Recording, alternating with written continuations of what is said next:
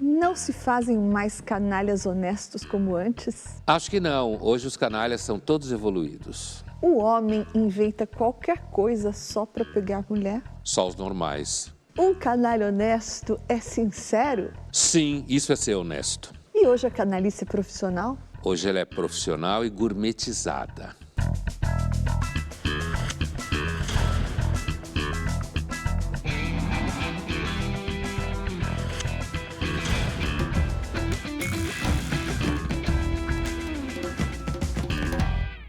Estamos iniciando mais uma edição do Linhas Cruzadas hoje para falar sobre uma espécie em extinção, o canalha honesto.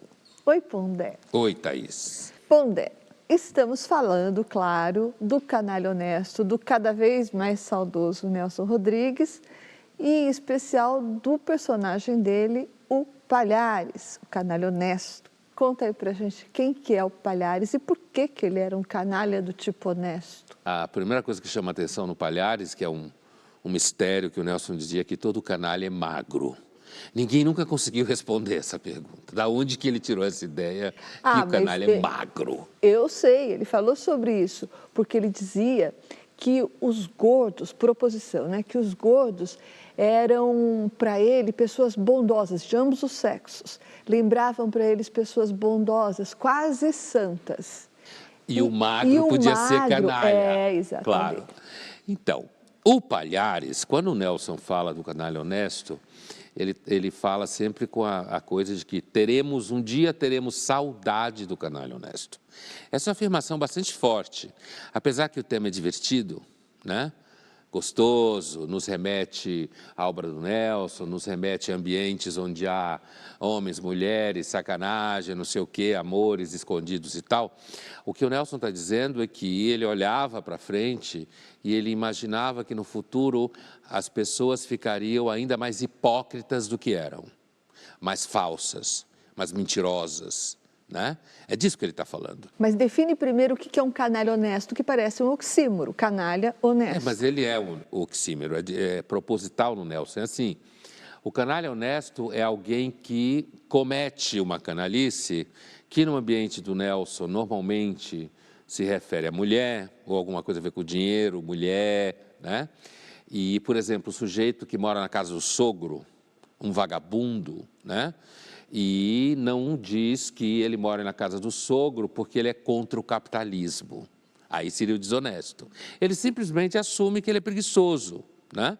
E o famoso trecho em que o Nelson figura a imagem do canalha honesto é o cara que pega a cunhadinha mais nova, saindo do banho, com toalha, molhada, cabelo molhado, cheirosa. Ele agarra a cunhada e tasca-lhe um beijo, né? Nunca fica claro na cena se ela gosta, se ela não gosta, mas o beijo rola. E aí, quando a mulher pega ele, na frente, todo mundo podia ver e tal, ele fala para a mulher dele que não resistiu, ela era muito linda, cheirosa, gostosa. Ou seja, o canalha honesto é alguém que assume. É o canalha confesso. Confesso, sincero, ele assume. Ele não inventa, ele não terceiriza a causa do erro ou da canalice que ele comete, certo? Então, a gente tem que lembrar também que, no caso da cunhadinha mais nova, que o Nelson tinha uma afirmação bastante canalha, né? Que o segredo do casamento feliz é uma cunhada mais jovem. Vamos ver agora uma reportagem que fala sobre o canalha honesto do Nelson Rodrigues. O canalha honesto que, como diz o Nelson Rodrigues, não poupa nem as cunhadas. Antes que eu esqueça, escuta, Peixoto. Você se zangou? Não é nada disso. Olha aqui. O meu casamento. Vocês pensam que me compraram e que eu me vendi. Pensam. Está com vergonha de mim? Não chateia. Eu também sou um mau caráter. Eu não sou mau caráter. Não admito, ouviu? Está ouvindo? Mas hoje em dia, escuta, no Brasil, quem não é canalha na véspera, é canalha no dia seguinte. Eu sou o homem que o povo escuta. No caso do Palhares, é o sujeito dentro da família, o cunhado, que deseja a cunhada, né? Que ao ver a cunhada experimentar um biquíni novo que comprou, né? Miseravelmente percebe que ele está desejando a cunhada mais do que a própria esposa. E, em alguns casos, acaba se entregando, né, a esse desejo e, portanto, pagando, né? O canalha honesto para o Nelson Rodrigues seria aquele que tem a consciência da própria canalice. Vai se casar apenas. Casa! E a garota, é criancinha milionária, uma das melhores famílias do Brasil! Então, para mim, o canalha honesto é aquele que, pelo menos, supõe que o problema não está nos outros, mas sim, eu assumo, é comigo mesmo. Eu acho que a Zulmira, eu acho muito honesto. Se a gente for pensar na falecida, por mais que ela traia o marido, faça e aconteça, eu acho que é ser um canalha honesto. É você, de alguma maneira, sei lá, honrar os seus desejos. No dia do meu enterro, Glorinha vai ficar com uma cara de tacho. Ela traz um profundo incômodo porque ela fala de um DNA monstruoso que nós carregamos. E para essas pessoas, a pessoa que denuncia ou a pessoa que expressa o seu espanto diante dessas falhas, ela está contribuindo para essas falhas. Então, hoje o que acontece é que você tem uma crítica moral e quase censura em relação ao Nelson, até por não aceitar que ele tenha trazido com tanta clareza e, assim, na segunda metade do século XX, algo que hoje grita na nossa frente. Eu preciso calar quem denuncia para evitar que o problema seja debatido. Eu preciso tornar isso novamente um tabu. Deixou você de uma surdidez que... Quem é você para me chamar de sórdido? E quero saber de uma. Não há ninguém que trepe na mesa e diga, eu sou um canalha. Pois eu digo, eu sou um canalha. E digo de boca cheia, eu sou um canalha. A gente tem que tomar cuidado, inclusive, com o Nelson, que às vezes tem algumas pessoas que confundem Nelson com Sade, né? Não no sentido de violência, porque inclusive a obra do Nelson não é rica em violência física, sexual, como a do Sade é, mas no sentido de achar que o Nelson estaria dizendo então que o céu está cheio de canalha. Se você for canalha honesto, então você está salvo, está curado, não tem nada a ver. Acho que a reportagem foca precisamente em cima do que é o canalha honesto na obra do Nelson. Inclusive, vale a pena mencionar a referência à falecida, a referência a figuras femininas que são canalhas, certo? Que traem os maridos e tudo mais. Talvez hoje, se a gente tem saudade do canalha honesto, a gente provavelmente tem mais saudade ainda da canalha honesta, certo? Porque hoje, qualquer comportamento que alguém poderia dizer que é um comportamento moralmente duvidoso por parte de uma mulher, vai vir a desculpa. É o patriarcado, é o machismo, é a misoginia, é a opressão, ou seja, quase como se as mulheres tivessem se tornado em seres absolutamente inimputáveis do ponto de vista moral.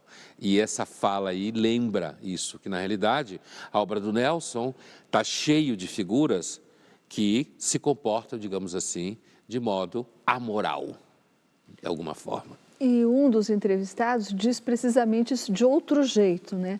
O canalha honesto não terceiriza a culpa, né? Sim, ela fala. Ela fala isso. E mais do que terceirizar, ou seja, jogar pro além, o que o canalha honesto não faz é dizer que a razão da sua canalice está num tema que diz respeito ao coletivo e não ao individual, ou seja, não é porque ele deseja, não é porque ele tem desejos, porque ele sentiu vontade de trair ou ela sentiu vontade de trair. É porque a opressão do patriarcado a obrigou Ou porque no cometeu caso adultério. dele, ele sofreu violência sexual quando era criança. Isso. Né? Lembra da história do Bill Clinton, né? Então, de que ele tinha problema em fazer terapia para se cuidar do fato de que ele não conseguia resistir diante de uma estagiária na Casa Branca, ele sendo presidente da República, a encarnação do poder.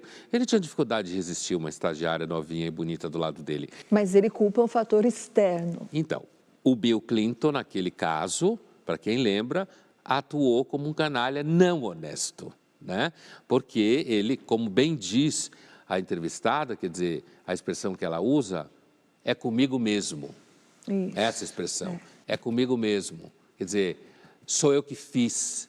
E eu fiz porque eu tenho tesão, eu não consigo me controlar, porque eu gosto, eu desejo. É por isso que o Nelson, ele expõe. É interessante isso. O Nelson, de certa forma, hoje, ele ainda é mais atual do que era nos anos 60 e 70. Ainda mais atual, porque essa, digamos, essa profecia irônica dele, um dia ainda teremos saudades do canalha honesto, ele percebeu que a cultura, ela marchava cada vez mais para um fechamento absoluto e total a quaisquer fraturas do ser humano, fraturas de caráter, fraturas morais. Não no sentido que elas não existiriam, mas no sentido de que eu justificaria qualquer coisa que eu fizesse dizendo uma frase que está dentro das pautas atuais que você tem que provar que é para você ser bonzinho, ganhar patrocínio, ganhar emprego, qualquer uma delas. Eu não vou falar nenhuma delas porque eu não sou bobo. E nem canalha desonesto. E nem canalha desonesto. Linhas Cruzadas volta já já e no próximo bloco nós vamos falar sobre a tendência que substituiu a do canalha honesto, a canalice desonesta.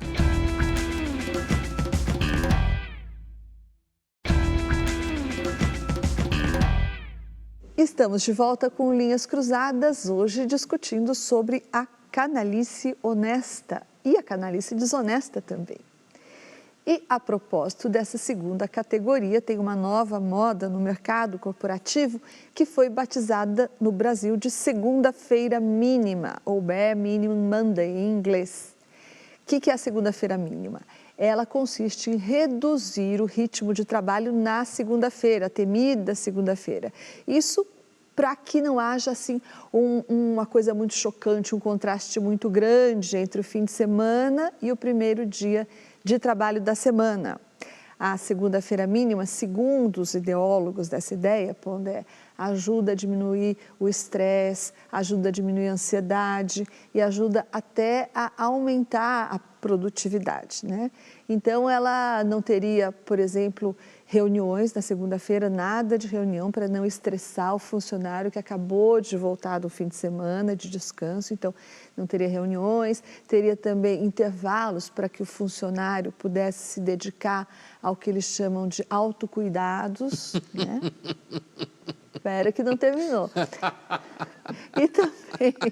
E também a segunda-feira mínima terminaria mais cedo, ou seja, teria o expediente menorzinho para também respeitar esse espírito do funcionário que acabou de chegar de um fim de semana. Você gosta da ideia, Pondé, da segunda-feira mínima? Então, a ideia de você trabalhar menos ou trabalhar de forma mais livre, ou não ter um chefe pentelho que pega no seu pé, pode ser sempre uma boa, né? Mas o que está em jogo aqui, me parece que é um discurso de gente que não tem problema estrutural econômico, que vem de uma classe social, no mínimo, média alta, né? Provavelmente tem pouca responsabilidade sobre outras pessoas, portanto, experimenta uma certa liberdade, né? De poder, inclusive, dizer, não, eu não vou trabalhar hoje, né? Depende muito do tipo de trabalho que você faz. Tem alguns tipos de trabalho que você, de fato, de repente, pode trabalhar menos. Agora, a segunda-feira, eu fico me perguntando se a segunda-feira mínima alivia o estresse, que a segunda-feira normal tem, esse estresse vai passar para a terça. Aí teremos que ter a terça-feira A mínima. terça-feira mínima. É claro que isso é mais uma moda do marketing de comportamento, é mais uma forma de você servir um enorme culto de vulnerabilidade e de preguiça e de frescura que hoje domina grande parte do discurso sobre gestão de pessoas, sobre combater. Autocuidado, então, é uma expressão que eu acho super fofa, né? Imagina alguém que fica preocupado com autocuidado o tempo inteiro. Provavelmente é porque, na verdade, não tem que cuidar de coisa nenhuma, então fica cuidando de si mesmo.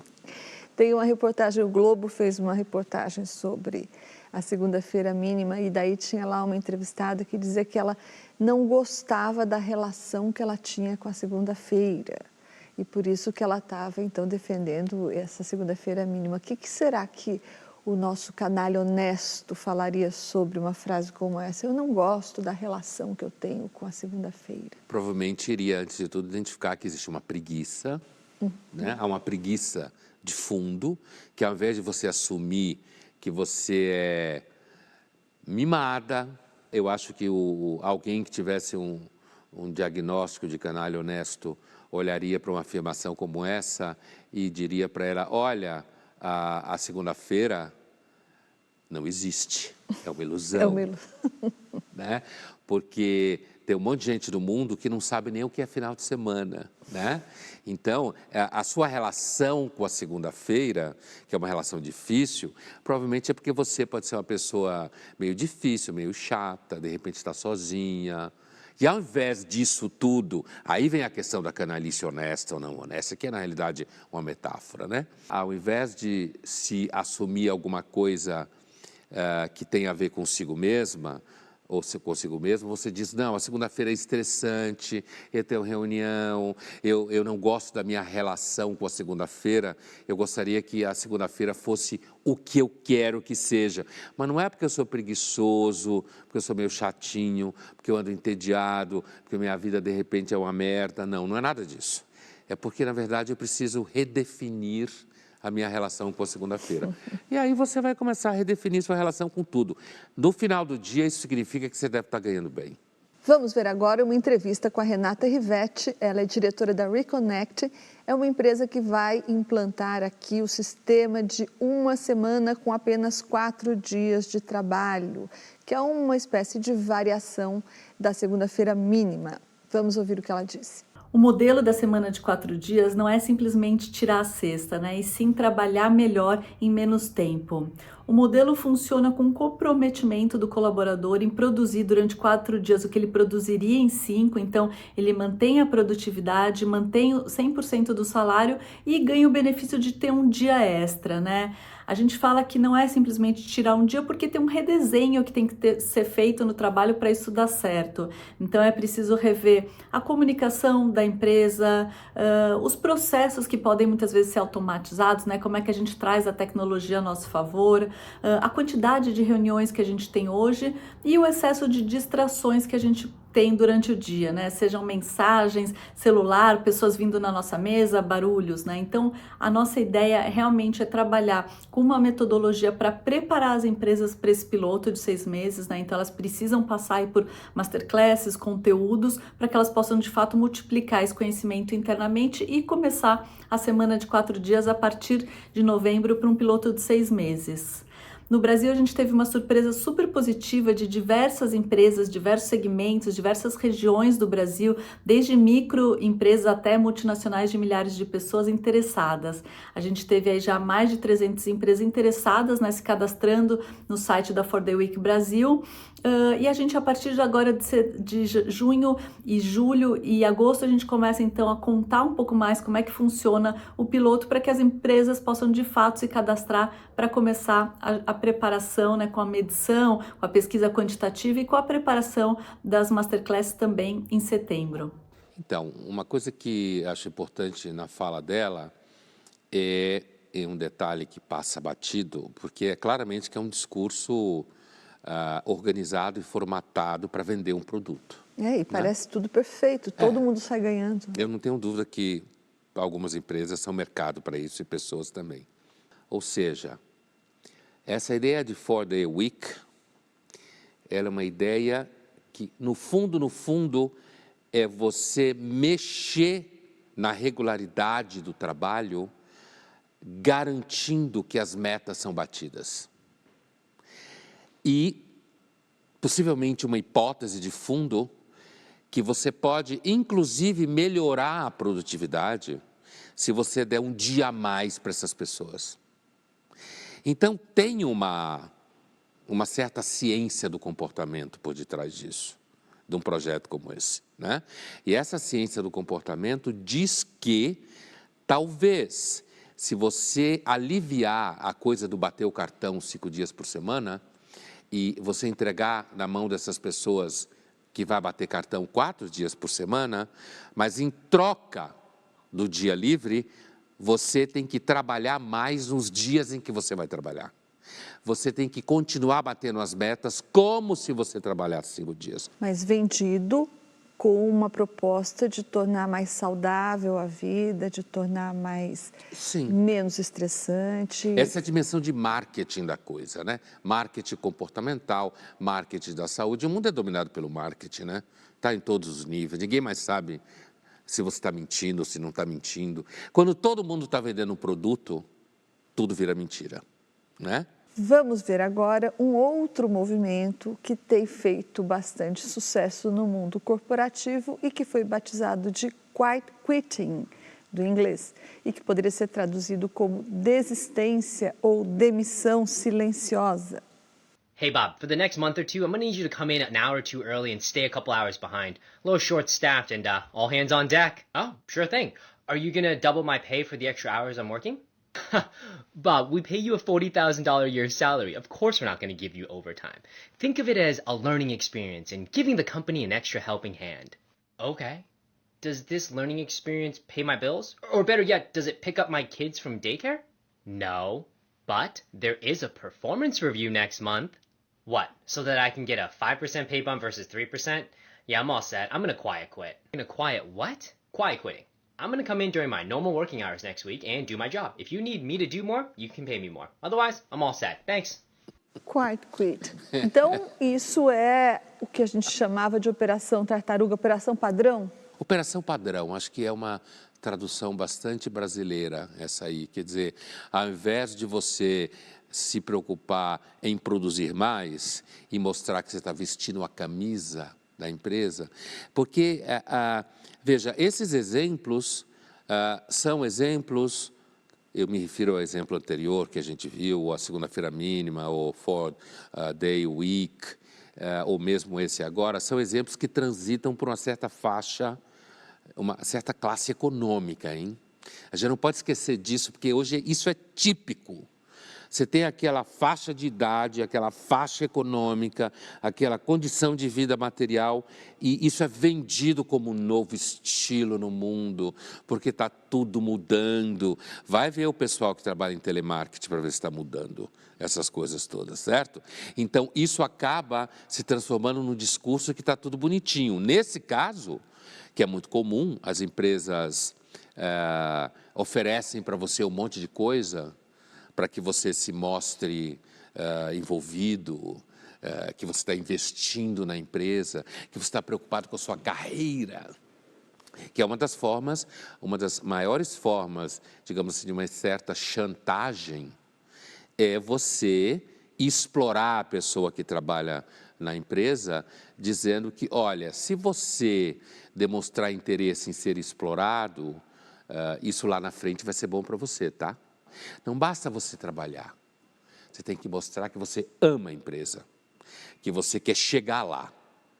E nesse sentido, né, o que ele fala, olha, não quero nada disso não, tá? Não vai pagar, levar minhas crianças da escola, nada disso. Eu vou chegar aqui e trabalhar o que você me paga. E se você quiser mais alguma coisa, me diga quanto eu vou receber a mais por isso. Mas, Pondé, então, esse exemplo ele vai na contramão daqueles outros anteriores, né? O da segunda-feira mínima e o da semana de 4 dias, porque esses dois primeiros, eles são exemplos de acomodação do empregado na empresa e de um contentamento com o novo modelo proposto. Aqui não, aqui na verdade o funcionário está se rebelando contra o que ele considera ser um abuso da empresa, é diferente. Nesse sentido mas na prática, primeiro está em jogo trabalhar mais ou menos, e depois alguém que faz isso com a empresa provavelmente está ganhando bem, né? Aí está a coisa empacotada para presente. Na verdade, eu estou ganhando bem, mas eu finjo que eu sou um rebelde. Linhas Cruzadas volta já já e no próximo bloco nós vamos falar sobre a tal da descolonização dos afetos.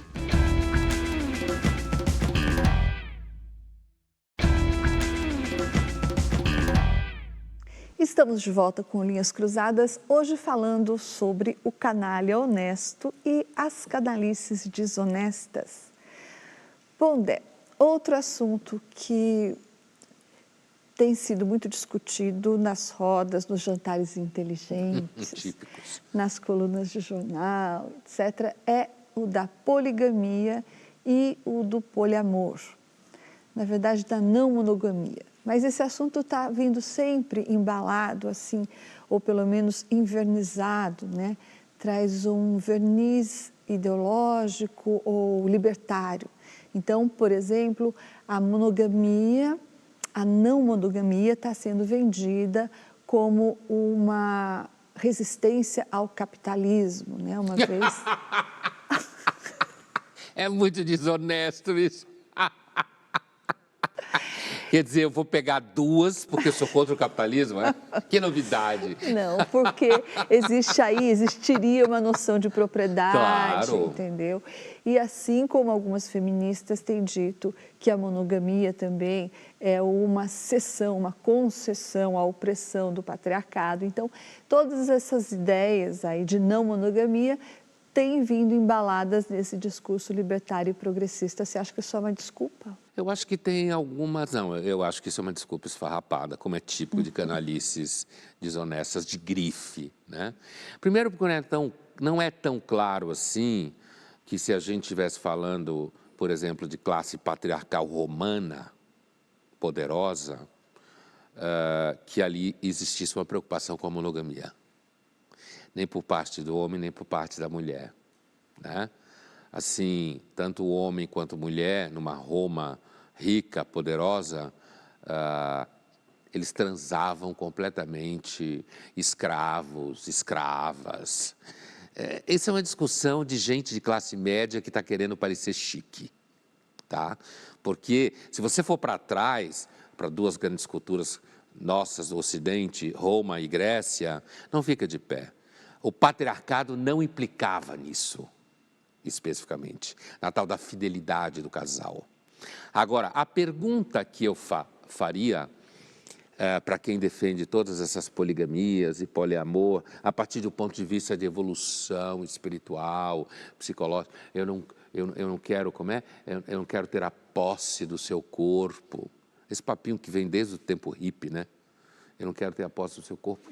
Eu perguntaria o seguinte: tá bom, vamos viver todos em grupo. Vamos transar com quem quer. Se alguém ficar grávida, quem vai pagar essa criança? Certo? Se um dos caras tiver patrimônio, vamos testar o DNA para ver se a criança é do cara que tem patrimônio? Tomara que seja, meu Deus, do cara que tem patrimônio, né? Então... Elas diriam, os críticos da monogamia diriam que você está trabalhando justamente dentro do quadrado capitalista, da esfera capitalista, quando você inclui aí essas variáveis de patrimônio, de herança, por exemplo. Na realidade, eu estou trabalhando dentro do quadrado do problema da propriedade. Certo? E é evidente, eu estou dizendo que essas pessoas mentem, porque se tiver a possibilidade de ter algum tipo de patrimônio, elas vão correr atrás. E se tiver a chance de vincular esse patrimônio à linhagem reprodutiva, elas vão atrás. Aliás, a preocupação de saber quem é pai de quem, certo? Porque evidentemente que no passado... Assim, todo mundo transava com todo mundo, né? essa moçadinha que hoje sabe que está achando que está inventando alguma coisa, vai aos anos 60 que já tinha esse papinho, só que o nome não era poliamor, trisal, seja lá o que for. Mas se você for bem para trás, a preocupação de determinar quem transou com quem está sempre associado ao risco da linhagem, certo? É mais ou menos como se diz assim, hoje em dia não se diz porque hoje todo mundo mente, mas se você não tem patrimônio nenhum, tanto faz com quem você transa. Porque o resultado disso não vai ser objeto de contencioso. Agora, se está em jogo herança, patrimônio, quem engravidou quem, e se tem dinheiro em quem engravidou quem, aí você vai perguntar, quem é o pai da criança? Então, quando você diz que os críticos da poligamia diriam que eu estava trabalhando dentro do quadrado capitalista, o que eu diria é o seguinte, eles também estão, só que eles mentem. Nós fomos às ruas perguntar para as pessoas se elas acreditam em poligamia. Vamos ver o que elas responderam. Hoje em dia, eu acredito que tem bastante essa questão da poligamia. Sou a favor, né? Querendo ou não, todas as formas de amor são válidas hoje em dia. Mas hoje, na atual conjuntura que nós estamos vivendo, essa questão de poligamia vai depender muito de cada pessoa, principalmente essa questão cultural. Mas assim, no contexto geral, eu não tenho nada contra. Eu sou a favor, com certeza, das pessoas serem livres, delas fazerem o que elas bem entenderem. Eu acho que a poligamia é mais uma forma de amar, válida como todas as outras. Eu mesmo vivo um relacionamento aberto. Claro que com o comprometimento e a conversa do dia a dia. E eu acho que a poligamia é só mais uma forma de se relacionar. Eu respeito a todos que gostem, né, da poligamia. Não tenho nada contra. Eu acho que cada um tem essa opção. Que sejam felizes, né? Se o casal acha que é certo, acho que vai de cada pessoa, né? Se a pessoa acha que não gosta, não gosta. Agora, se você acha que gosta, você arruma uma pessoa que goste, né? Pra mim, poligamia é indiferente. Se a pessoa quer ter um relacionamento poligâmico, vai dela. Não tenho o que opinar, na verdade. Cada um tem o direito de escolher o que for melhor para você. Nós estamos num tempo atual de evolução, não podemos estar criticando o parecer, aquilo que as pessoas querem, que as pessoas desejam na sua vida. Eu acredito que as pessoas devem estar na relação que elas gostam, né? Se for algo que ambas as partes querem, ok, as outras pessoas não têm nada a ver com isso. Eu sou austriaco e na Áustria é um pouco difícil, somos muito tradicional, né? Não tem muita gente que quer isso, mas personalmente eu gosto disso. É interessante, né? É de fato, como você falava aqui há pouco, parece ser Suécia, né? Parece Está todo Suécia. mundo liberado, né? Mais avançado que a Áustria, né? Aliás, muitos europeus sempre gostaram de vir para o Brasil porque sempre acharam que o sexo é fácil. Nesse sentido, não tem nada de novo do que eles estão falando, o sexo continua fácil. Sexo fácil é sexo barato, sempre, né? Agora, eu volto, é claro que as pessoas todas, de uma forma ou de outra, falaram que tudo bem, que tranquilo, se alguém escolher. Um deles até usou a palavra, numa época evoluída como a nossa, e vem essa grande ilusão sobre a época evoluída, não sei o quê. Mas eu perguntaria a mesma coisa, como que fica para todas as pessoas na hora que alguém engravidar? A única forma é ninguém mais engravidar. Aí vira uma sacanagem livre mesmo. Aí vai virar uma discussão, afinal de contas, ninguém engravida, mas o patrimônio é de quem? Ninguém mais engravidar ou ninguém mais ter dinheiro, ou disputar dinheiro. Então, se ninguém tiver dinheiro, se todo mundo ficar pobre, aí fica tudo livre, tranquilo, porque ninguém tem nada. Mas se você tiver uma escova de dente mais cara, de repente alguém já vai discutir se tem o direito ou não a escova de dente, porque viveu algum tempo com aquela pessoa, né? Então, é claro que hoje ninguém critica, eu concordo com um dos entrevistados, que ninguém vai falar mal do modo que as outras pessoas vivem. Inclusive, porque se você fala mal, vai pegar mal para você. Agora, eu me pergunto se alguma dessas pessoas que disseram que é a favor, se elas têm um relacionamento, são casadas com alguém. Porque se for, provavelmente vai ter que responder quando voltar para casa, se a pessoa vê o que a figura disse. Pondé, vamos agora para o nosso jogo rápido. Pondé, onde você iria se você quisesse encontrar um canalha honesto? Onde é que você ia procurar esse personagem? Talvez no Hades.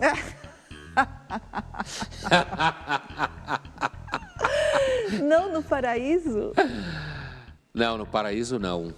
Eu só iria ao paraíso se eu quisesse mudar de ares, como eu falo frequentemente. Como você identifica um canalha honesto, Thaís? Então, você já deu aí a primeira dica agora, né? É um sujeito que emociona, desconcerta porque fala a verdade. Mas eu acrescentaria outra coisa. Ele emociona, ele desconcerta, ele seduz também e ele faz rir, né? Um bom canalha honesto, ele faz você rir, ou pelo menos ele faz com que você não consiga segurar o riso, né? Pondé, em que setor, em que área o canalha honesto faz mais falta, por exemplo? Na política, na cultura, sei lá, no humor? Na educação. Na educação. Faz muita falta, porque os professores todos viraram sacerdotes puritanos. E isso ajuda a fazer com que os alunos cada vez mais não tenham nenhum senso de humor. É claro que eu com isso não quero dizer que os professores devem ser canalhas. Ou ensinar canalice. Ou ensinar canalice. Mas a figura de alguém que tem humor, que ri das relações humanas, que consegue brincar, inclusive com coisas que podem fazer as pessoas sofrerem nesse âmbito, poderia ajudar os alunos a terem senso de humor porque eles estão perdendo. Thaís, você tem saudade de algum canalha honesto? Ou do canalha honesto como figura arquetípica? Como figura arquetípica. E dentro do jornalismo, se é essa a sua pergunta, eu acho que eu não peguei essa fase do canalha honesto. Eu já entrei com a desonestidade aí em campo. Mas, Pondé, eu me lembro, esse jornalista que já morreu, Jorge Bastos Moreno, ele conta que lá no Congresso, nos idos lá dos anos 90, eu acho que havia uma abundância de canalhas honestos. Então ele conta, por exemplo, que esse deputado, que se chamava Robertão ou Cardozão, Roberto Cardoso, Robertão ou Cardozão, não me lembro, ele circulava lá pela assessoria de imprensa, pela sala dos jornalistas, ele era muito amigo dos jornalistas, e foi ele, segundo Jorge Bastos Moreno, que criou essa frase: é dando que se recebe. Ele vivia falando para os jornalistas: gente, mas é dando que se recebe. E ele era muito boa praça, ele era muito querido, amigo dos jornalistas. E essa frase, segundo o Moreno, foi a precursora do toma lá da cá. Mas ela era dita com essa sinceridade, essa quase poesia franciscana, assim, né? Poesia franciscana. Linhas Cruzadas volta já já e no próximo bloco nós vamos falar sobre que fim levou o canalha honesto.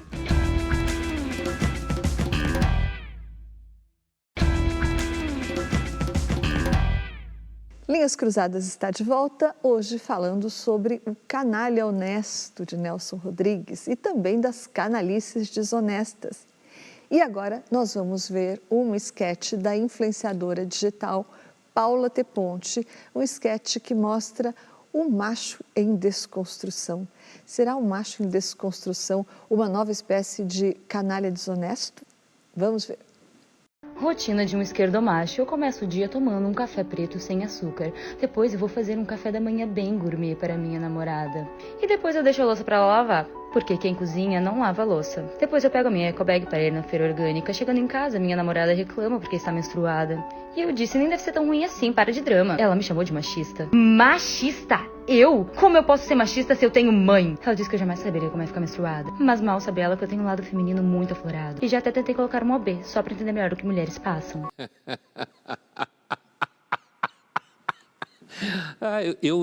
Eu fico imaginando o que uma namorada honesta pensaria ou falaria para o namorado que dissesse essa última coisa que ele barra ela, né, porque é uma atriz feminina, tivesse dito para ela, sabe? Que até tentou colocar um OB para ver o que as mulheres sentem. Eu fico imaginando que uma namorada honesta, talvez ela nem falaria porque tivesse medo que alguém estivesse gravando o áudio e postasse, mas o que viria no silêncio da sua alma se ela escutasse o namorado falar que colocou um OB para saber como as mulheres se sentem e para provar que ele é uma pessoa, um homem não machista? E o que diria o amigo machista desse homem que colocou o OB? O que diria ele também sobre isso? Ele talvez dissesse com mais tranquilidade para esse cara, né? Que eu acho que esse é o ponto alto desse vídeo. É claro que quando ele falou, eu tenho mãe, então não sou machista, que é um argumento bem idiota, se você estiver discutindo com o conceito de machismo, não tem nada a ver, né? Ela está brincando com a imagem de que o cara é supostamente um cara super descolado, né? Mas ele, quando ela fala que está menstruada, ele fala, não pode estar doendo tanto assim, né? E aí aparece, ela argumenta dizendo que ele é um machista. Então, eu tenho a impressão que esse é um tipo de canalice desonesta mesmo, né? Porque é um sujeito que está, na realidade, ele não tem nada de desconstruído, mas ele posa de desconstruído. Com isso, eu não estou querendo dizer que existe algum macho desconstruído, novas masculinidades, eu acho isso tudo meio papo furado, né, em geral. Mas o final do vídeo é maravilhoso, a história do OB, eu fico imaginando o que essa namorada estaria pensando sobre ele. Se ela diria, ai, que legal, você está querendo ser empático? Então, a gente começou o programa falando que o canalha honesto é uma espécie em extinção. Por que o canalha honesto acabou? Por que a gente não vê mais disso? Se a gente lembrar, como eu falava no começo, a frase do Nelson, um dia ainda teremos saudade do canalha honesto, eu acho que o Nelson percebeu um processo de radicalização da posição hipócrita. Ele percebeu isso. E ele percebeu, no momento em que ele vivia, que isso estava vinculado às modas da contracultura, né? Quer dizer, a mãe que achava lindo que o filho era um irresponsável e fumava maconha, e ela queria questionar o marido junto com o filho, e passava ridículo fazendo isso, e o moleque na realidade era um cretino, vagabundo que não fazia nada, maconheiro, na época, né?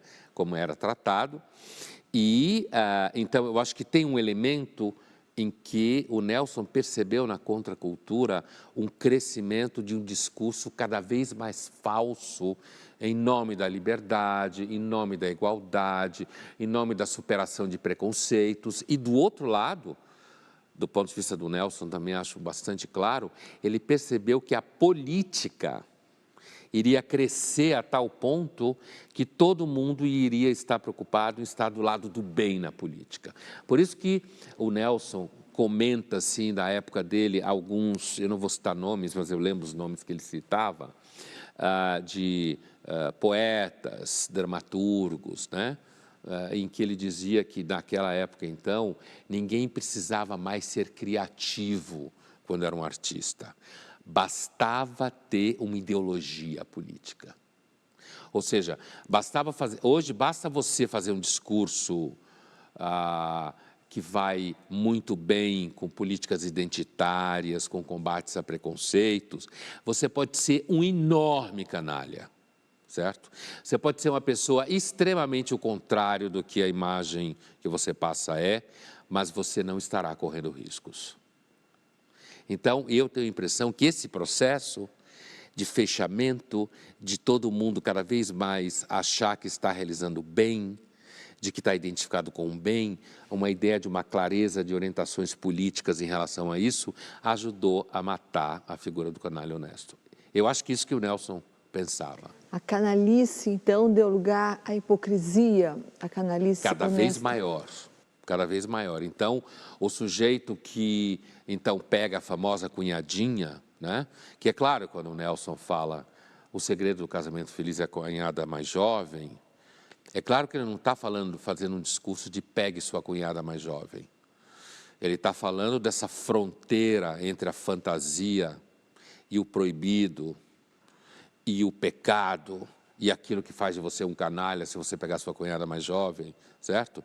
E ele está falando desse universo da fantasia, que hoje é completamente proibido. Você só pode ter uma fantasia, politicamente correta. E hoje não é nem mais politicamente correta, é juridicamente correta, porque senão você toma processo, certo? Então, esse estreitamento dessa fronteira meio cinzenta, né, que foi caminhando cada vez mais em direção... Porque a gente sabe que muito da moral pública, a substância é a hipocrisia.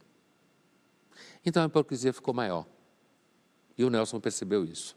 E eu acho que isso elimina a figura do canalha honesto. E, antes de tudo, porque você precisa ter humor. E o humor está acabando, como a gente sabe.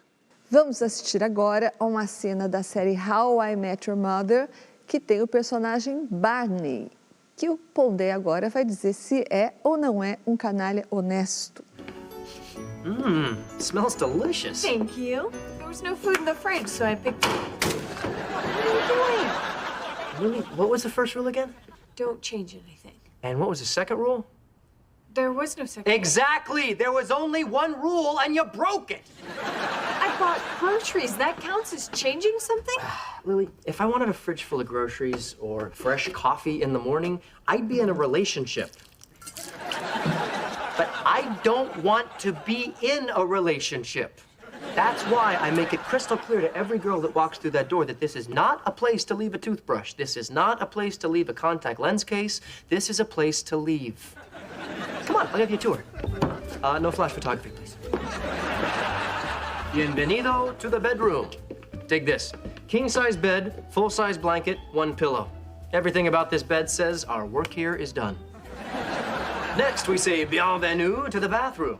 What? Only one towel? What? No hairdryer? You know where I keep that stuff? Your place. Beat it. And the coup de grace. Yeah, that's right. Patent pending. And willkommen to the hallway. While guys like Ted and Marshall may hide their porn... Marshall doesn't have porn. Oh, that's sweet. While guys like Ted and Marshall may hide their porn, I had mine professionally lit. Girls see this, they can't get out of here fast enough. And if that doesn't drive them away, there's always your life-size stormtrooper. No, that's just awesome. So you see, whenever a girl wakes up here, I never have to tell her to go build her nest somewhere else. My apartment does it for me. Eu não acho que ele é honesto Ele é um migtal, né? Um migtal. É um típico de hoje em dia, esses caras que eles entendem que a posição masculina é uma posição em recuo, que, inclusive, nos Estados Unidos, que o próprio aparato jurídico hoje é voltado contra o homem. E que as mulheres têm que ser tratadas como inimigas. E aí eles passam a posição de que, portanto, você não deve investir nas mulheres, não deve confiar nas mulheres. Qualquer mulher que apareça na sua vida está querendo tomar seu dinheiro, mandar em você, né? E aí eles fazem esse movimento agressivo que esse personagem faz aí. É claro que há uma suposição de que ele está sendo engraçado, né? Mas é uma graça que pode rolar na primeira frase. Depois, quando você entende o que está acontecendo, na realidade, é uma cena meio chata, né? Porque, assim, a tampa do banheiro, né? Muito claramente, uma toalha só no banheiro, um travesseiro só na cama. É evidente que uma mulher real nessa cena, ela iria dizer, então vai se ferrar você. Né? E faz isso sem o charme do canalha honesto. Ele não é o canalha honesto, a figura do canalha honesto, né? Ele é honesto, é uma figura honesta no mundo que se tornou um deserto, né? Em que cada vez mais as pessoas confiam menos umas nas outras, e tem um monte de teorias para justificar isso, ao mesmo tempo que guarda no coração a autoimagem de ser uma pessoa legal, né? Muito evoluída e muito legal, mas nesse cenário aí descrito é muito contemporâneo. Esse cenário é muito contemporâneo. Só que ele projeta uma mulher meio besta, né? Meio boba. Porque, assim como eu sempre suspeito e sempre suspeitei que grande parte das feministas projetam uma imagem de um homem que não representa os homens como um todo, e que representam muito das suas más experiências com homens, certo? Eu acho que esse tipo de migtal também projeta a imagem de uma mulher que ele acha que todas as mulheres não prestam, mas se a feminista projeta a imagem de um homem que é sempre agressivo, malvado, cruel, o migtal projeta uma imagem aqui nessa cena de que a mulher, na realidade, é uma idiota. Você pode virar para ela e dizer, é um travesseiro só, tá? This is a place to live. Não deixar sua escova de dente para você ir embora. Não é o canalha honesto. Como você diz, o canalha honesto, na figura, tem que ter uma certa sedução. E é um dos recursos meio desaparecidos no mundo onde não há humor. Não há sedução. Linhas Cruzadas fica por aqui, mas na semana que vem a gente está de volta.